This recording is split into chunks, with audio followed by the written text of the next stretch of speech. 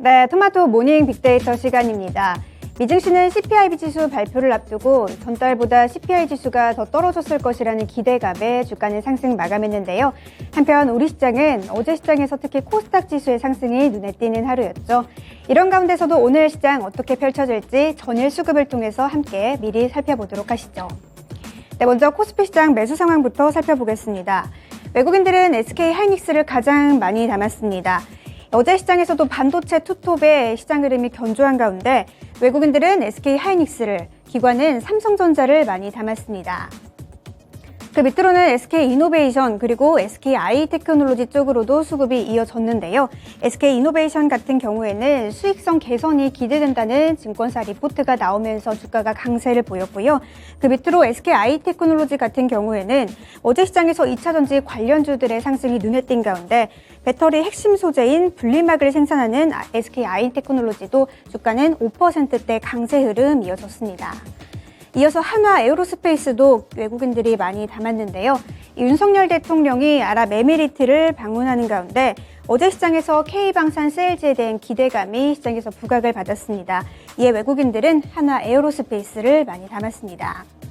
이어서 2차전지 관련주 포스코 케미칼 같은 경우에는 외국인과 기관의 동반 매수세가 이어졌네요. 이어서 기관 쪽에서 매수 상황도 함께 살펴보시죠. 기관 쪽에서는 삼성전자를 가장 많이 담았고요. 밑으로는 최근에 추세 전환을 시도하고 있는 이 두 종목이죠. 카카오와 네이버, 인터넷 플랫폼 대장주 이 두 종목을 많이 사들였습니다. 그리고 하나솔루션 쪽으로도 기관의 매수세가 이어졌는데요. 하나솔루션이 인플레이션 감축법 시행에 발맞춰서 미국의 태양광 통합 생산단지를 구축한다는 소식에 어제 시장에서 주가가 상승했습니다. 이어서 포스코 케미칼 쪽으로도 기관의 매수세가 이어졌네요.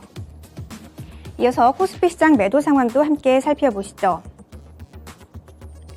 외국인들은 기관과는 반대로 네이버와 카카오 쪽으로 매도 물량을 많이 내놨습니다. 또 하나솔루션 쪽으로도 매도 물량이 출회됐는데요. 이어서 2차전지 관련주 또 LG 에너지솔루션 쪽으로 매도 물량이 출회됐습니다. LG 에너지솔루션은 튀르키예에 전기차 배터리 공장을 짓는다는 소식에 최근 주가는 반등하고 있는 가운데 어제 시장에서는 외국인들은 팔았지만 개인과 기관의 수급이 방어하면서 약간의 소폭 상승으로 마감했습니다. 그 밑으로는 카카오페이도 이름을 올렸는데요. 카카오페이와 제휴를 맺은 중국의 빅테크 기업이죠. 알리바바로 규제 완화 기대감이 몰리는 가운데 카카오페이는 외국인들이 7거래일 연속 매수하는 흐름 보여주다가 어제 시장에서는 외국인들의 매도 우위로 전환을 했습니다. 이어서 기관 쪽의 매도 상황도 함께 살펴보시죠. 기관 쪽에서는 SK 하이닉스를 많이 팔았고요. 밑으로는 자동차 부품 관련주 현대 모비스 쪽으로도 매도 물량이 출회됐습니다. 올해부터는 본격적인 업황의 정상화가 이루어질 것이라는 증권사 리포트가 이어졌지만 최근의 상승 흐름에서 어제는 약간의 차익 실현 매물이 출회됐습니다. 마찬가지로 현대건설 같은 경우에도 최근에 부동산 규제 완화 등으로 강한 상승 탄력을 받았는데요. 어제 시장에서는 약간의 조정으로 마감했습니다. 이어서 기관이 계속해서 매도하고 있는 종목 SK텔레콤 그리고 그 밑으로는 SK이노베이션까지 기관의 매도 물량이 출회됐습니다. 이어서 코스피 시장의 특징주 함께 살펴보도록 하겠습니다. 코스피 시장 특징주는 태양광 관련주 하나솔루션인데요.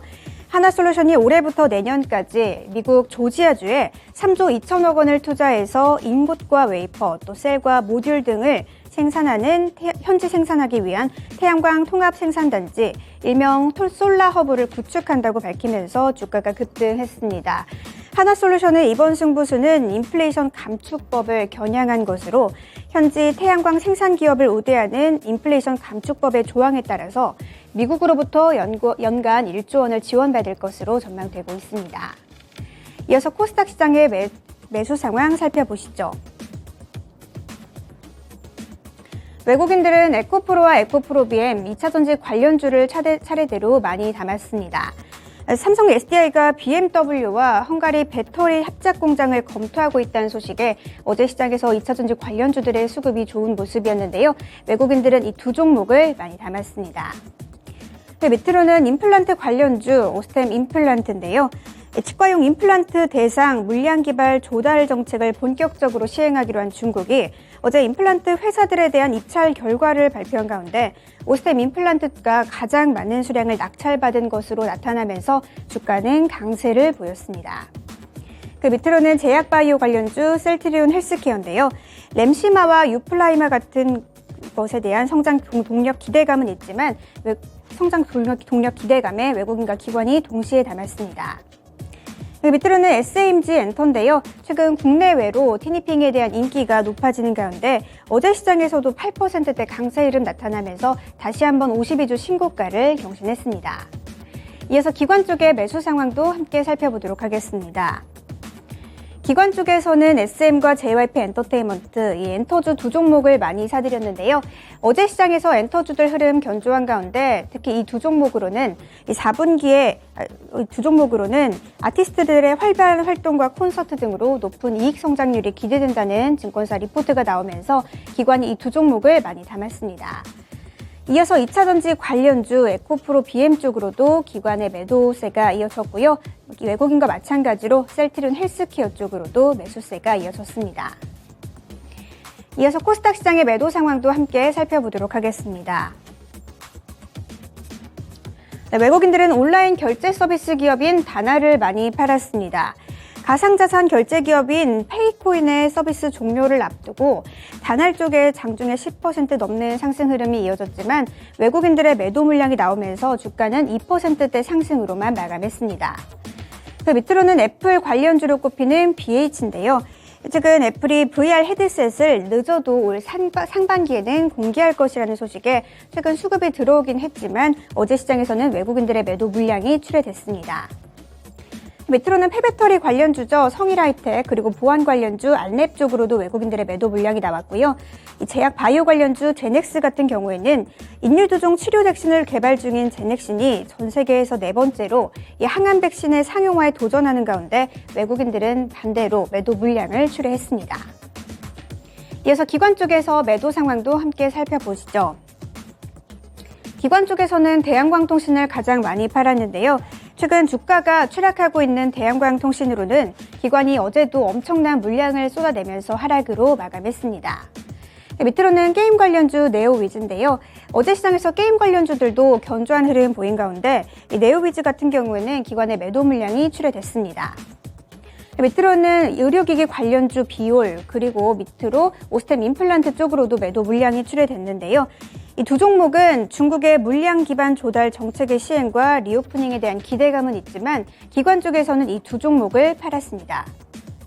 이어서 이삭 엔지니어링도 이름을 올렸는데요. 스마트 팩토리 테마로 어제 시장에서는 상한가를 기록했지만 기관 쪽에서는 매도 물량이 출회됐네요. 이어서 코스닥 시장의 특징주 함께 살펴보도록 하겠습니다. 코스닥 시장 특징주는 이삭 엔지니어링인데요. 이삭 엔지니어링은 삼성 엔지니어링과 로봇 자동화 솔루션의 독점 계약을 체결했다는 소식에 어제 시장에서 상한가를 기록했습니다. 이삭 엔지니어링은 삼성 엔지니어링에서 수행하는 국내외 HVAC 컨트롤 플랜트 부분에 대해서 독점 계약을 체결했다고 밝혔습니다. 이어서 오늘의 주요 일정도 함께 살펴보도록 하겠습니다. 오늘은 미국의 12월 소비자 물가지수 CPI를 발표할 예정인데요. 한국 시간으로는 오늘 오후 10시 30분에 발표될 예정이니까요. 함께 확인해 보시면 좋겠습니다. 이렇게 주요 일정까지 함께 살펴봤고요. 지금까지 토마토 모닝 빅데이터 시간이었습니다.